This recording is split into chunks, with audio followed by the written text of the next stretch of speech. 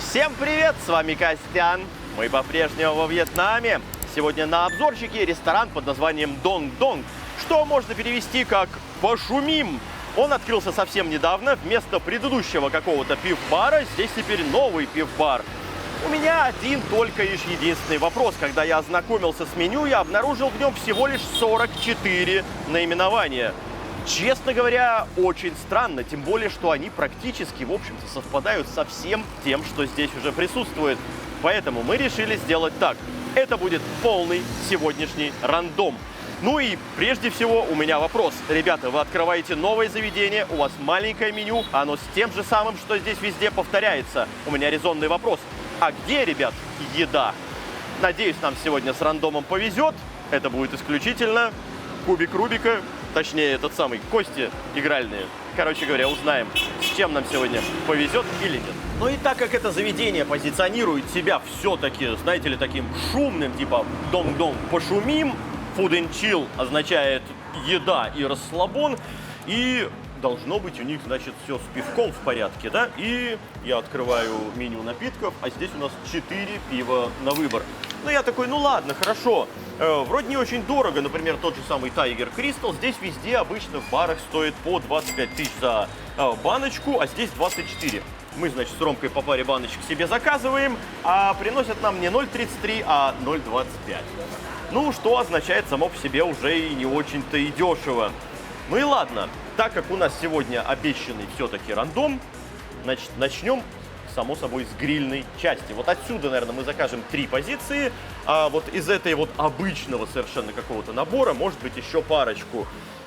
Давайте смотреть. Здесь у нас 12 наименований.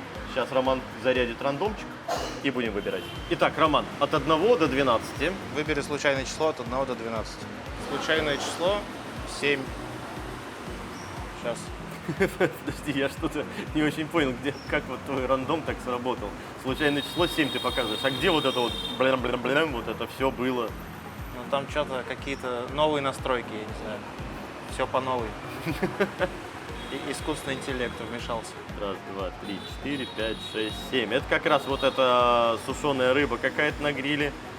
Ну ладно, давай, это не особо интересно. Это хорошо, первая позиция. Давай, еще 2. Я хочу что-нибудь из 10, 11, 12. О, чтобы... 10. О, 10 отлично, кайф. Вот это вот за 99 тысяч какая-то непонятная хрень на гриле с солью. Это я единственное, что могу понять. Давай 4. Я не знаю, что это. 3. 3, какая-то рыбка, 3 штучки, 69. Ну хорошо. Давай 4, короче, тоже выберем. Я не знаю, что это, пускай будет что-то еще на гриле. Итого у нас получается позиция номер 7, позиция номер 10, 3 и 4, да? Да. Отлично, делаем заказ. Первую сушеную рыбку нам уже подвезли. Это у нас... Да, какая-то жареная сушеная рыбка, 39 тысяч она стоит. Мы попросили, естественно, одну порцию, потому что, ну чего, это просто сушенка, которую загрилили. Ну, это чисто закусочка. Ой, сладкая какая. Ну, надо пробовать соусами. Давайте выжмем, перемешаем и попробуем. Потому что так просто, это сладость страшная.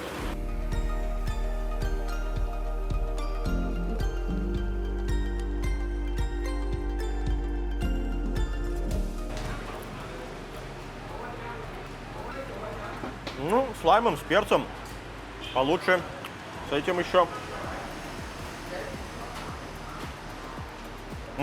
Отличие от нашей всякой вяленки. Здесь самое главное такое. Вот просто так есть нашему человеку будет, ну, сложно. Да, по консистенции неплохо. Никаких костей. Погрилено. То есть запах дымка присутствует. Все в этом плане нормально. Ну, черт побери, очень сладко.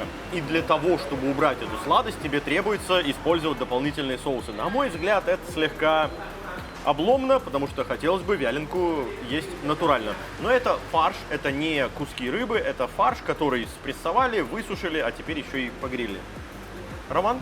Мне сразу вспоминаются всякие конфеты из Гарри Поттера, знаешь, там со странными вкусами. Да, это рыбная конфета, блин. Ну да. Кстати, ничего, салатик. Морковка, лучок, что-то там еще. Вот если бы рыбка была на таком же уровне, как салат, я бы восхищался. Подмариновано, не сладко, вообще хорошо. Ну, на мой взгляд, нормально. Сойдет за 39 уж тысяч, тем более, Роман. Давай. Ну, я здесь соглашусь, то, что за эту цену вполне себе можно заказать, можно попробовать, и даже если тебе не понравится, ну, ничего страшного, не обеднеешь. Ну, что типа того. А вот что касается соусом, да, получше, но в конце все равно, несмотря на то, что там лайм и столько соли, все равно сладость вот эта пробивается. Ну, национальная кухня такая. Ладно, долго торчать на этом не будем, едем дальше. Эх, беспощадный ты, рандом. Ну и ладно, в целом это не самое плохое блюдо. Вопрос в том, как они опять же это приготовят. Но вот эти вот пальцы вполне себе отгрызаются. Загриленная куриная шкурка. Неплохо. Они-то кусают все и во рту, как говорится, это все сепарируют. А я хочу заранее, чтобы уже там не ковыряться, языком и зубами не рисковать с костями, а уже вот так. И давайте с каким-нибудь соусом.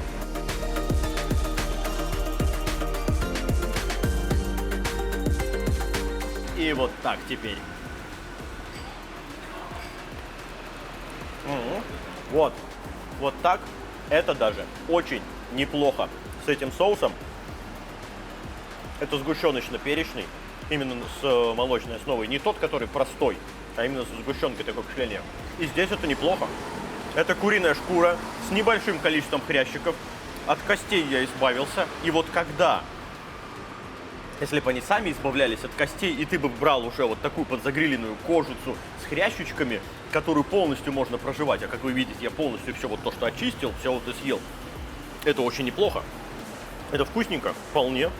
Меня даже не триггерит по поводу моего детства, когда мы вот эти штуки обжаривали на газу, очищали, и матушка потом варила из них суп.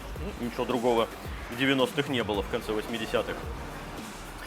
Роман, пробуй, тебя уж тем более не затриггерит, тебя тогда еще не было. Слушай, для меня это очень странно, потому что, чтобы во Вьетнаме вот эти куриные лапы готовили заранее не промаринованные в каком-то ядерном соусе, я такое встречаю первый раз. Потому что, например, ну, не так давно мы с тобой снимали обзор на стритфуд возле Лотте Марта, мы там сидели, и мы тоже заказали, мы думали, будут куриные крылышки, а принесли куриные лапы. Ну, да. И они были очень круто приготовлены, именно по вкусу. Они были промаринованы, зажаренные, там и хрустящая корочка, и супер вкус. А здесь же они такие прям пресные, их нужно именно с соусом. Ну да. Есть, то есть без соуса их вообще невозможно будет съесть. Но я бы с тобой в данном случае не согласился. Мне лично нравится жареная куриная кожа. Здесь ты, в общем-то, ее и получаешь. Но она просто более грубая, в отличие от, например, той же грудки, когда ты зажариваешь шкурку, или на бедрышке, например. Том Просто самом. хотелось бы, чтобы она хотя бы соленая была, она просто пресная. Ну, соус, пожалуйста. Ну, да, вот. Только соус. Хорошо, пресная, но соусы это компенсируют. Ладно, здесь у нас название появится того, что это. Это не просто мясо, это какая-то часть ливера, потому что вон здесь дырочки, трубочки. Соответственно, попробуем. Мясо на гриле, дырочки, трубочки, хрен прожуешь. Это займет время, ребят. Не, грильный-то вкус отличный. Ну, Да. вот единственное, что вот это вот внутренность пожевать, это, конечно, да. А так, ну вот, прожевал. Ну как, давай, кетчупчика чуть-чуть. Прекрасное мясо. Слушай, да прям как, считай, наш шашлычок. Только я не разберу, что за часть. Понятно, свинина, все дела. По грилю просто отлично. Красавчики, загрилено хорошо очень. Здорово. Ко вкусу не придерусь, а то, что часть, ну она и написана часть. Это же не чисто шашлык, а что за часть здесь появится. Роман. Я полностью согласен. Вот тот первый кусок, который попробовал, где чисто мясо Да, было. да. Мягенькое, круто погрилено, отличный маринад. Нет вот этого вот азиатского колорита, так скажем. Это, вот- Сладости ты имеешь в виду. Да. Это не сладкий шашлык, да. это то, что понравится именно да. нашему человеку. Это очень круто. Отличный, замечательный шашлычок. Вы знаете, я до этих двух блюд не докопаюсь ни в коем случае, потому что, ну, здесь, ну, какая-то специальная часть, окей, это ясное дело. здесь даже я знал, когда нам рандом выпал, знал, что это будут вот эти лапы. Я бы единственное, что им посоветовал, ну вот от косточки очистить, и чтобы можно было вот так вот напрямки есть, особо не ковыряться. Но нужно помнить, это азиатский колорит. Они любят куснуть и сидеть вот так вот, пережевывать, а потом вот эту кашицу, значит, куда-то сплевывать и выбрасывать. Из костей пережеванную. Вы представляете, да? То есть у меня есть жена, собственно. У тебя тоже так ест? Нет. Нет? Это только мое изобретение, потому что у меня в семье вот домашние вьетнамцы, я имею в виду, которые, да, вот она берет вот эту трубчатую косточку, мясо обглодала, хорошо, потом саму косточку кусает, сидит, жует, получается вот эта вот кашица, и ее уже все отдельно. Так что съедается нахрен все. Эти кашицы потом там собакам и кошкам всем идут. Ладно, окей, хватит разглагольствовать, давайте переезжать к следующему, а именно октопус на гриле. О, сколько же раз, господа, мы пробовали осьминога, но это не означает того, что здесь везде осьминог одинаков и вкусен. Это далеко не так. Осьминог, на мой взгляд, может быть даже более прихотлив к хранению или к тому, как его погрилят, передержат, не передержат. Кальмар может быть в меньшей степени. Так вот, что касаемо осьминога, правильно его хранить, а это вода со льдом и только. Другого варианта просто нет. Заморозка, все. Свежий очень мало и тоже будет отлично. Короче говоря, осьминог это прям такая лотерея, когда ты заказываешь, и особенно на гриле, потому что даже если его правильно хранили, грильщик немножко ложанул, и это будет резина, которую не проживать. Ну вот поэтому давайте я такой приличный кусочек сразу же и попробую. Скажем так, сразу это не лучший представитель того, что мы пробовали уже. Это резина. С претензией на нормальную тему. Сам маринад, кстати, ничего. Я скажу так, по 10-бальной шкале это максимально 6, не более. Можно полбалла накинуть за остроту и за вкус маринада, под которым грилилось. 6,5 это край, потому что сам осьминог, ну, резиновый. Это не тот, который, знаешь, ты кусаешь. Он сам по себе, конечно, вы понимаете, что он достаточно твердый, но он, когда свежий и хороший, ты его куснул, и он такой, опа, распался. И ты раз челюстями поработал, и он на такие небольшие кусочки разбежался, и ты такой, о, здорово, хорошо. И вкус-то есть, и сочность имеется. И еще если погрилено хорошо, то ты такой, о, кайф. Это 6,5 максимум. Роман, пробуй. В данном случае лотерея не в нашу, очевидно, пользу. Просто я сейчас щупальцу съел, я такой думаю, да вроде норм. Че ты, Костя, сам докопался, да? Да. А это просто, ну, невозможно, блин. Ну да. Вот гриль, Ну, вкус самого. вкус маринада Да. отличный, вот прямо, ну, не 10, конечно, но типа 8 там. Ну да, это Восьмерочка хороший вообще супер. вкус, да. А ну, насколько он резиновый, особенно вот это вот тело его, а не щупальца, но это есть вообще невозможно. Да, у нас далее, у нас основные блюда с гриля закончились. Я не вижу смысла дальше что-то грильное пробовать, Ром. Или и все-таки пойдем по рандому и еще штучки 2-3 отсюда закажем. Ну, можно попробовать пару блюд вот с другой стороны. Ну давай рандомчик вот этот отсюда, Ну да, да? Парочку штук. Давайте так и сделаем. Мы все-таки обещали рандом. Пусть он и будет. Роман, давай. Здесь у нас 32 позиции. Соответственно, 2 из них сейчас рандомом-то и выберем. Выбери случайное число от 1 до 32. 27. 27. Это 5 наверх, да. Раз, два, 3, 4, 5. Какие-то креветки. 159 тысяч стоит, хорошо. Давай что-нибудь из начала списка там. 15. 15, нормально. Середина где-то. Раз, два, 3, 4, 5, 6, 7, 8, 9, 10, 11, 12, 13, 14, 15. Лапша какая-то. Лапша с морепродуктами. Мисао Зион Хайсан. Ну, можно еще раз сделать. Ну, лапшу с морепродуктами. Ну, давай еще раз. Ну, хотя она дорогая, 150 тысяч. Ну, давай не будем. Ну, давай посмотрим за 150 тысяч, короче, да, потому что лапша с морепродуктами обычно стоит там, 80, да, 90. Здорово. Да? Что нам за 150 принесут? Потому что вот креветки, которые первое блюдо, вот рандом сейчас выбрал, 159, а вот эта лапша 149. Что это за лапша такая с морепродуктами за 149? Хорошо, давайте проверим. Подъехали у нас креветки. Креветки под чесноком, потому что там есть на выбор HK, это, очевидно, гонконгские, и чайтой, это под чесноком. По-гонконгски, Господь вы с ним, сегодня остроты уже наелись, тем более с этим осьминогом. Под чесноком. Ребят, сколько тут креветочек? Раз. Ну, короче говоря, раз, два, три, четыре, пять, шесть, семь, восемь, девять, 10 креветок. Ну и давайте попробуем. Сухомятка страшная. Не, вообще так, знаешь, как говорится, жрать-то можно вроде.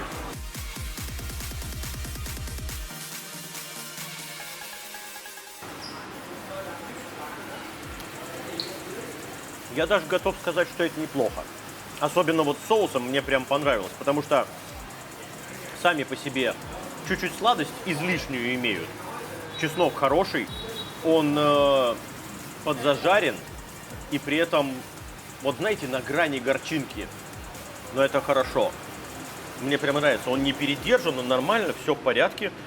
Креветки могли бы быть посочнее, но вот такой вариант мне здесь даже понравился. То есть это, ну, навстречу, конечно, барному варианту. Ну, короче говоря, вот я 2 штуки съел, и ты знаешь, особенно с соусом, вот когда последнюю вот сейчас скушал, то очень даже, почему нет, имеет право на жизнь. Далеко не самые крупные креветочки. Вот единственное, что, да, этот чеснок, лук, вот так вот сначала съел, а потом уже занимаешься очисткой. Ну да, по-другому тут особо не получится. Чистится, кстати, ничего так, неплохо. Если первая, на мой взгляд, была такая сухомяточка, что-то не то, не сё, то вот когда вторую уже ешь, вот этот вот чеснок, небольшая сладость, особенно с этим соусом хорошо, да, раз, прям хочется еще съесть.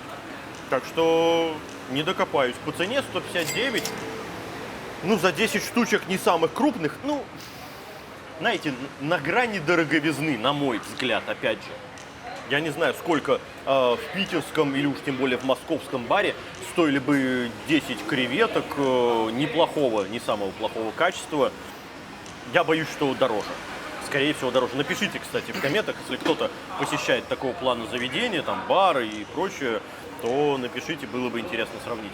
Роман? В данном случае, мне кажется, они, знаешь, типа считерили, потому что они взяли маленькие дешманские креветки, но при этом вкусно их приготовили. И поэтому тебе так кажется, что цена вроде как и оправдана. Но на самом деле за 10 таких маленьких креветок, да, это прям дорого. Ну, опять же, с какими ценами и где сравнивать? Ну да, это не крупные креветочки. Они тут, видишь, чуть-чуть башку отрезали, ну, этот самый нос с усами. То есть она выглядит типа покрупнее. А на самом деле, давайте, вот я, если действительно креветочку так почищу, вот башку оторвать. Давай, из хвостика тоже вылезать, чтобы у нас полноценная креветочка размером была. Ну да, это вот такая малипуська. Тут не то, что, знаете ли, в пол ладони там или еще что-то, но это малявочные, конечно, креветки. Такие стоят примерно по 80, максимум 100 тысяч донгов на рынке за килограмм.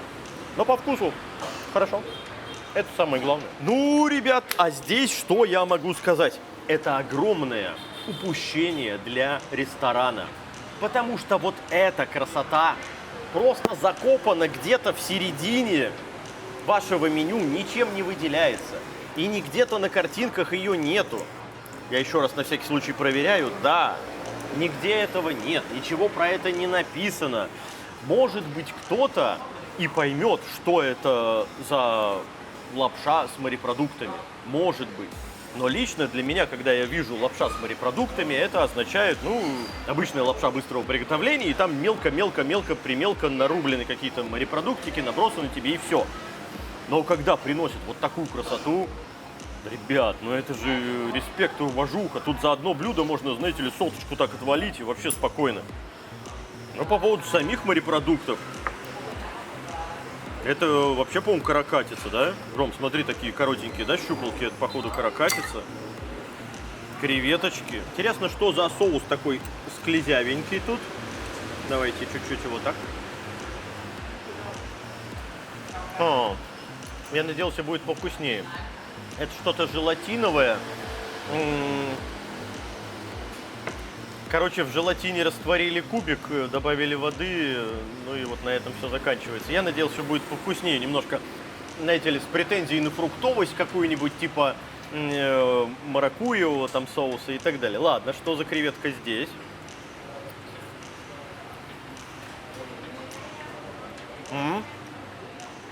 А здесь она намного лучше, чем на гриле.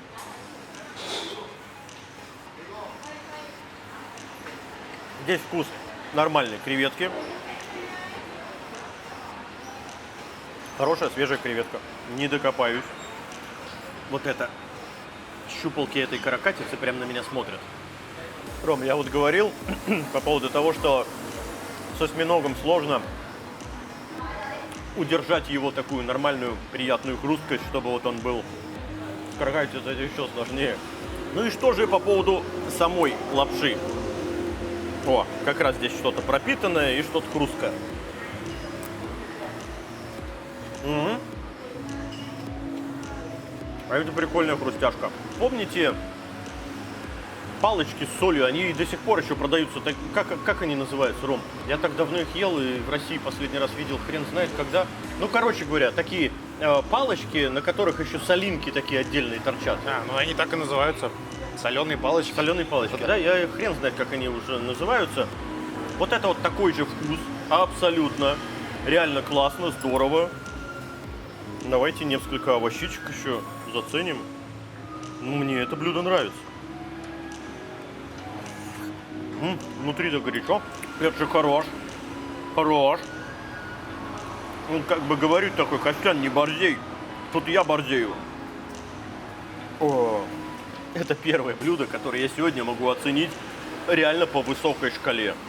Это где-то близко, ну если бы морепродуктиков чуть побольше бы было в эту цену. Ну да, потому что здесь скромненько 3 креветки и пол, или 4 креветки, да, и пол одной каракатки. Ну это ближе к 8 уже. Это прям очень круто. Роман, обязательно, обязательно. То, что это каракатица, вы поймете, когда вы отдельно попробуете осьминога, отдельно попробуете кальмара и отдельно попробуете каракатицу. Вы тогда уже ни с чем никогда в жизни ее не перепутаете. Это действительно отдельное самостоятельное животное, которое и на вкус отличается значительно. Слушай, да, я первый раз такую лапшу пробую, и вкус один в один, как у тех вот самых палочек из 90-х соленых. Прямо ровно один в один этот вкус. Ну, они до сих пор тоже продаются. Ну, я бы много такой не съел, но это необычно, это прикольно, здесь такого не встречал. Креветки реально лучше, чем креветки с гриля. Да. Ну, а каракатица, да, блин, резиновая пожевать. Не знаю, конечно, ну, стоит ли это своих денег, но, может, за необычность и стоит. Ну, ты знаешь, подача классная. Здесь и похрустеть можно. И пускай ты все морепродукты съел, но ты сидишь такой, хрусть-хрусть. Там овощей внутри много, потому что это гнездышко. Тут в середине лапши нет, тут в середине вот овощей кучка. И это такой long eat, с позволения сказать. Мне понравилось это блюдо. Ну, реально не докопаюсь. 149 тысяч, которые они стоят, все их. Без вопросов. Ну и ладно, давайте подведем итог. Да что ж можно сказать по итогу про заведение, которое только-только открылось. Здесь у них в зале 100 плюс посадочных мест. Есть даже и второй этаж, под съемки которого вы сейчас видите. И вы знаете, меню для такого объема гостей, на мой взгляд, крайне бедное. Ну что такое 44 позиции? Ну это реально маловато. И при этом красивые и, на мой взгляд, выгодные как раз таки позиции, просто закопанные вот так вот, неизвестно чего, и как ты сиди, выбирай среди них. Ну ладно, рассчитано на местных, естественно, я могу это понять, но оформление блюда неплохое, одно из вот многих. По поводу морепродуктов, ну, в целом, и по большому счету, здесь примерно так все и есть. Чтобы прям найти вкуснейших осьминожков, хрустящих, это приходится выискивать. Ну и ни в коем случае, конечно, это место не назвать пив-баром. Ну, потому что 4 пива на выбор, это уж извините как-то, тем более они все баночные, стандартные. Где вот эти вот кеги огромные, жирафы, пиво, башни? Это, к сожалению, не про это место. А вот с точки зрения еды, если вот так вот удачно заказать лапшу с морепродуктами, а потом раз и вот такое, это здорово. Ну а с вами был Константин, для подписчиков Костян. Всем пока. Как всегда навалили. У Ромы все туда. Вьетнамился совсем уже. Окей. Думать, с английского понимать. С русского он не понял, с английского все нормально.